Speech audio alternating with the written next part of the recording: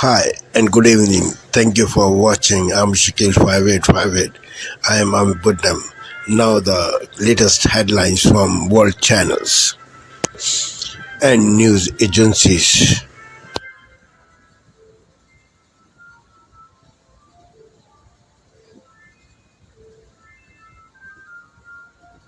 Purported leaked all the time. Visit news.abc.net.au or download the ABC News app.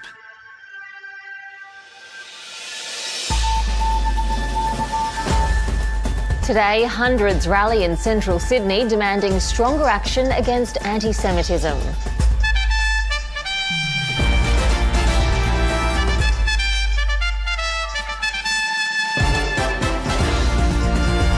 A severe heatwave intensifies across most of the country, with temperatures set to soar this week. Donald Trump's defamation win. A major US news network agrees to a multi-million-dollar settlement. And Travis Head hits a century as Australia builds a healthy first innings total on day 2 of the Brisbane Test against India.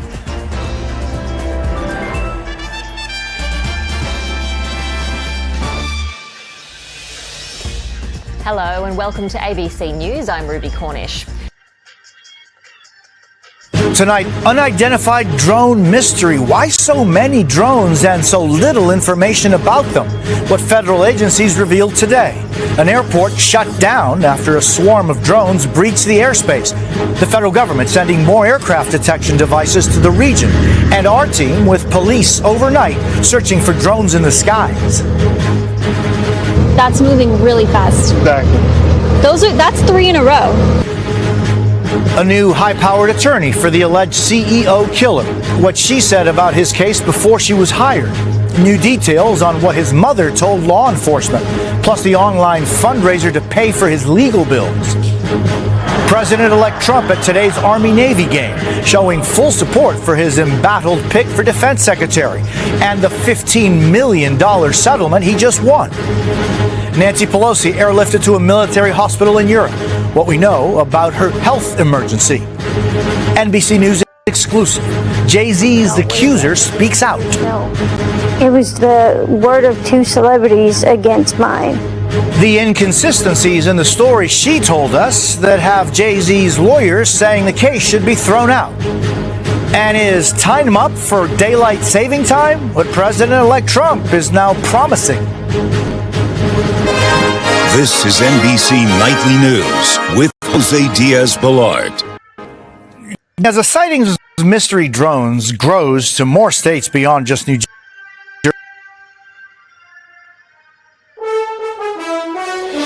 Tonight, drone saga. It has to be a drone. There's so many of them out. New demands for answers with Americans abuzz over the mysterious nighttime sightings, most of them in New Jersey. Why can't we bag at least one of these drones and get to the bottom of it? I'm Allie Bauman in Seaside Heights, New Jersey, where the flying objects are generating tons of talk and conspiracy theories. Nancy Pelosi has surgery after a fall in Europe.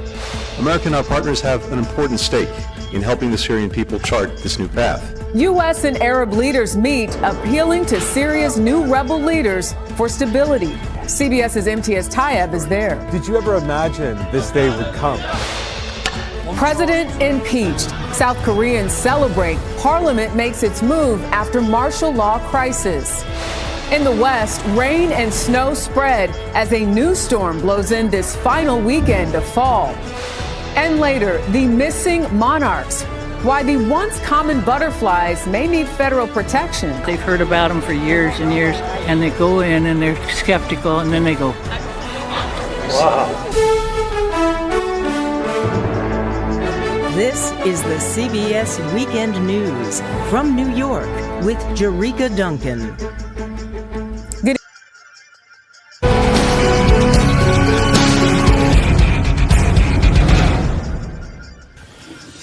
Hello, America. I'm Mark Levin, and this is Life, Liberty, and Levin Saturday. Welcome. We're glad you're here.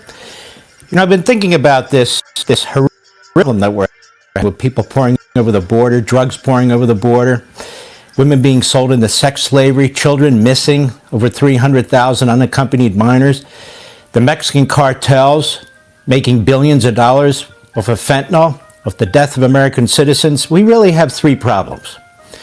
One, we have an administration and a Democrat Party that has destroyed, willingly so, knowingly so, sabotaged our immigration system. We don't need a new immigration system. We don't need bipartisan legislation. We need to enforce the law. But also, so-called birthright citizenship. Where does this come from? And the third issue is chain migration that was adopted in 1965 as part of the Great Society. Really, no Western nation does that anymore, but we continue to do these things, all three of them, to the detriment of the United States of America. There was a time when Democrats understood that we needed to have an orderly immigration system, that people coming into the country need to be known, they need to show allegiance to our country and our culture, and disassociate themselves from their past countries and governments.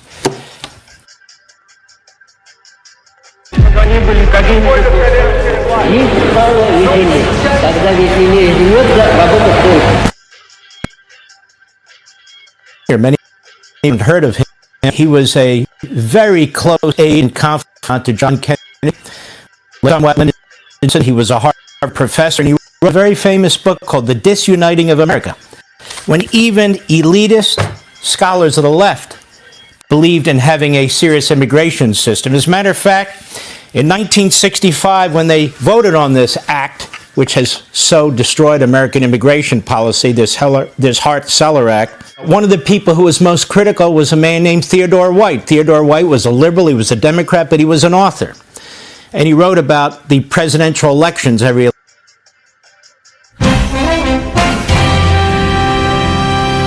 Tonight on PBS News Weekend, the search for the disappeared inside Syria goes on as former prisoners speak out about horrific conditions. I thought I saw death in front of my eyes. We didn't have hope we'd see the light again. When I got out and saw the sun, I thought I had been reborn.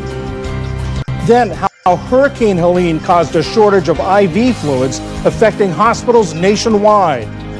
And history at this year's World Chess Championship. An 18-year-old becomes the youngest champion ever.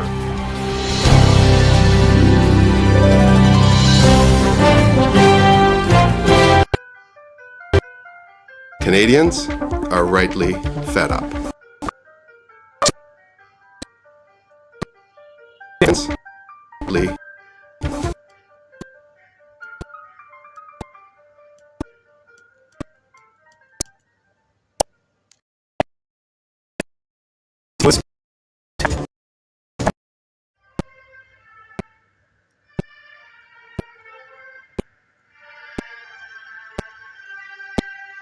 Three stories in Ontario.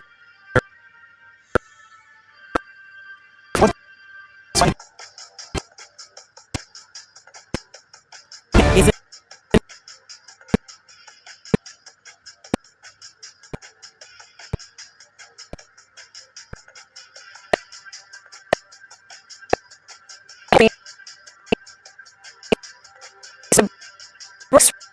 from shop retailers? CTV's Jimmy Sharon reports.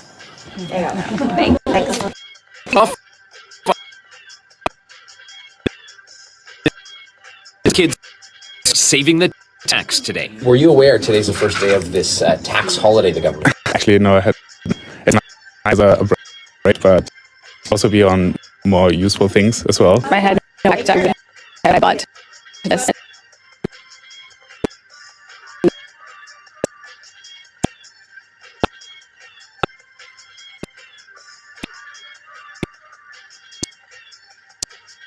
What is applicable? And this retail store owner doesn't expect any boost in business. It's just this busy time of year, and it's just one more thing to think about. While the government calls the measure an incentive to shop local and support your favorite business. The government has absolutely butchered the communications around this. This was a last-minute tax change with massive implementation costs for small businesses. But Canada's small business minister says there will be leniency when it comes to compliance. As long as small businesses do their best to comply with the legislation and demonstrate their ability to be able to do that, then the Canada Revenue Agency will not focus on them. It's a measure aimed at saving taxpayers some money, but the expected impact on businesses varies based on the establishment. At this brewery, all signs point to a bump in brew sales. If we look back years back, we would have seen more action in the first couple of weeks of December, so we're kind of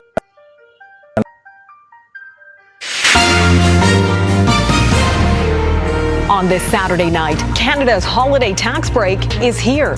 How it could impact your wallet. I think it's nice to get some savings if you can. And what it means for small businesses across the I don't think it's going to make a difference whatsoever for us. South Korea today faces impeachment. What's next for the nation? After Hurricane Beryl, Jamaica's farmers are still picking up the pieces. Who's to blame for the devastating costs of climate change? Could Donald Trump's push to end daylight saving time spell big changes for Canada? Pardon the pun, but this is an idea whose time has come. How his team's latest move could turn the clock permanently. Global National, reporting tonight. Nitu Garch. To be or not to be, that is the question.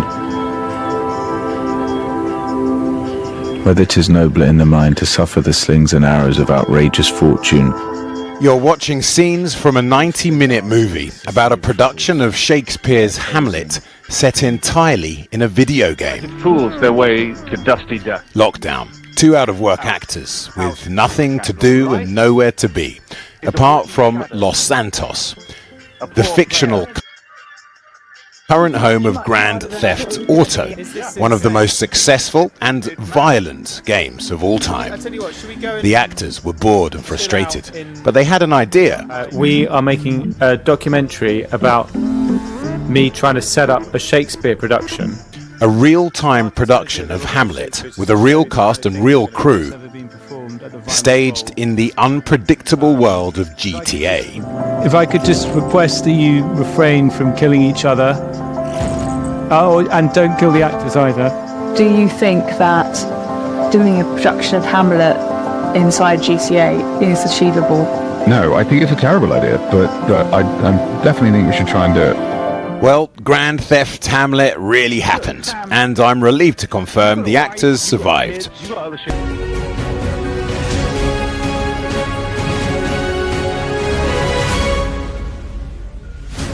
This is Sky News, the headlines. 5 dead in shootings in and around a migrant camp near Dunkirk. The suspect then hands himself in to police. Fresh questions for Prince Andrew over his links to an alleged Chinese spy, as photos seen by Sky News show the man meeting 2 prime ministers. Sky News investigates a Russian airbase in Syria, witnessing soldiers pulling back their military hardware. From professional footballer to president, Georgia's new leader who once played for Manchester City. And spying smart gadgets, how your air fryer might be earwigging, a new warning for consumers.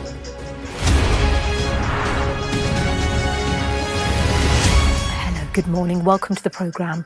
5 people have died in...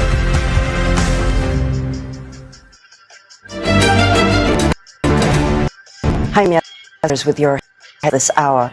South Korean President Yoon vows to never give up after being impeached by Parliament. His political fate is now in the hands of the Constitutional Court as the opposition calls for his removal as quickly as possible.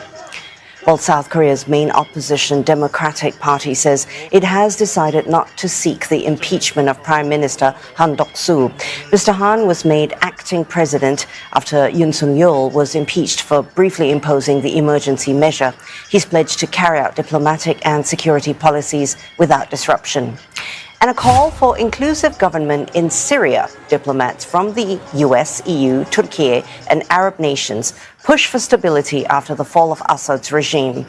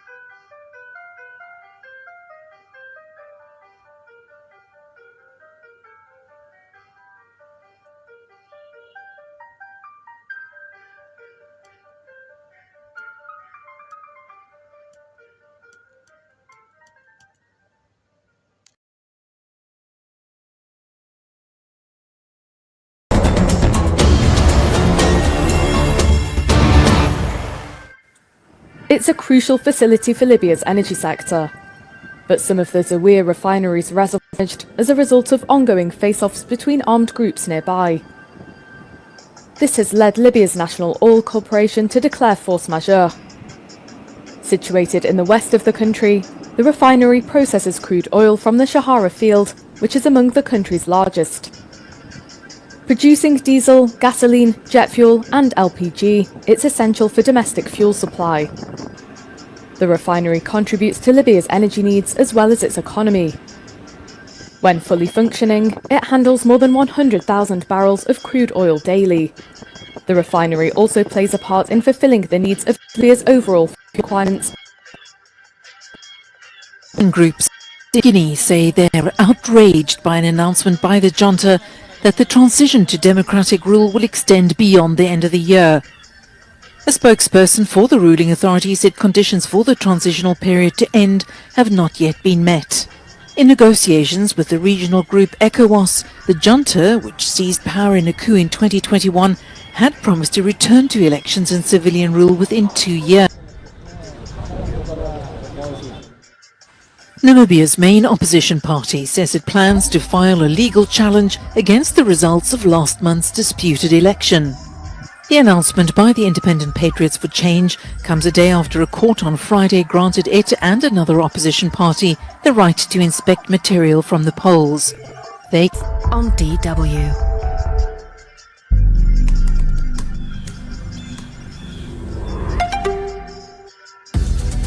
This is DW News, live from Berlin. Pro-EU protesters in Georgia hit out at the country's new presidential pick.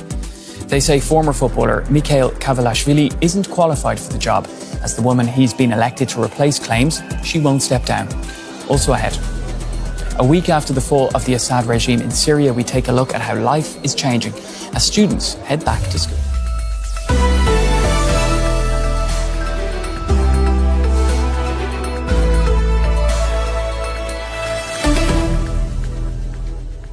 I'm Pablo Folio-Elias. Welcome to the programme.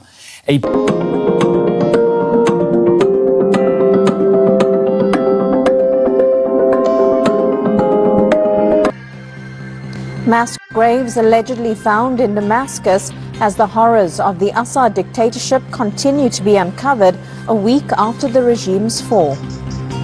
Hello and welcome to TRT World. Live from Istanbul, I'm Yashni Padiachi. Also ahead on this program, Israeli airstrikes target civilian shelters and residential buildings, killing more than a dozen Palestinians. Cyclone Chido devastates the French overseas island territory of Mayotte, killing at least 11 people. And ECOWAS leaders are meeting in Nigeria, hoping to revive the West African alliance after Mali, Burkina Faso and Niger pulled out.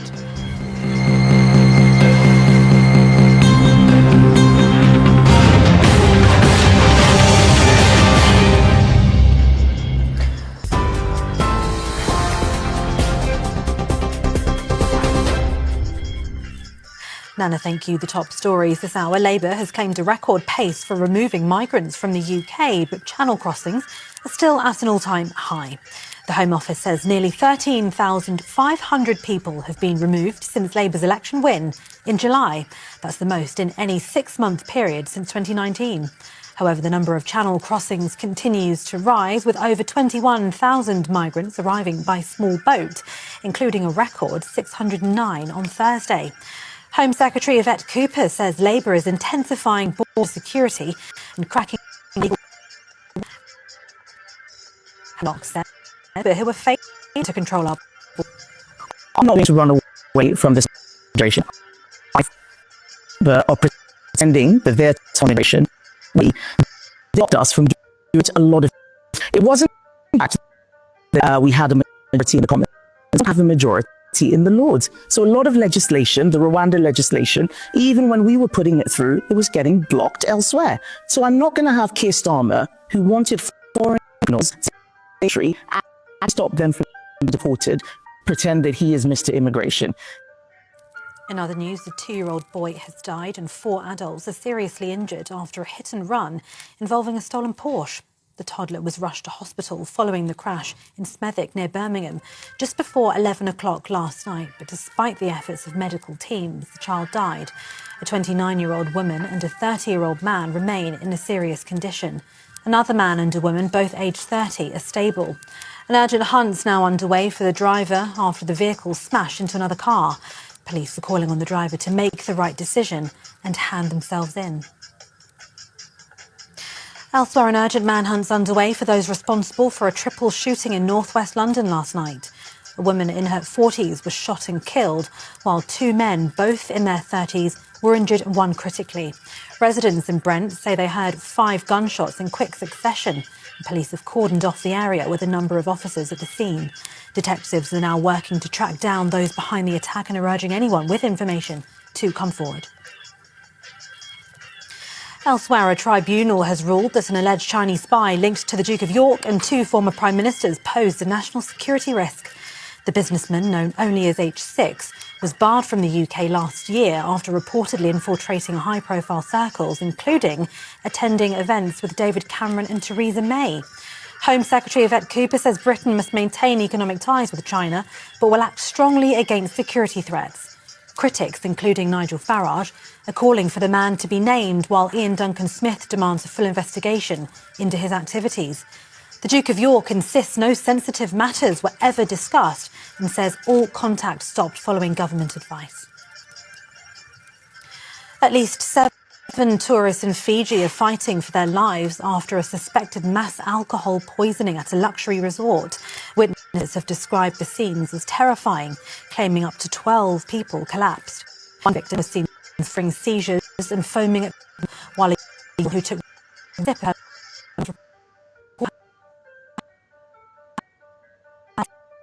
among them rushed to hospital. The incident comes just weeks after the deaths of 6 tourists in Laos, also from suspected alcohol poisoning, with British tourist Simone White among those killed. And 2 Russian oil tankers have sunk in the Black Sea, spilling oil and leaving 29 crew members stranded. The incident took place amid a heavy storm in the Kerch Strait, which separates Russia from the occupied Crimea. At least 1 crew member is believed to have died, and authorities are investigating criminal negligence. Unverified video appears to show 1 tanker split in half as oil leaks into the water.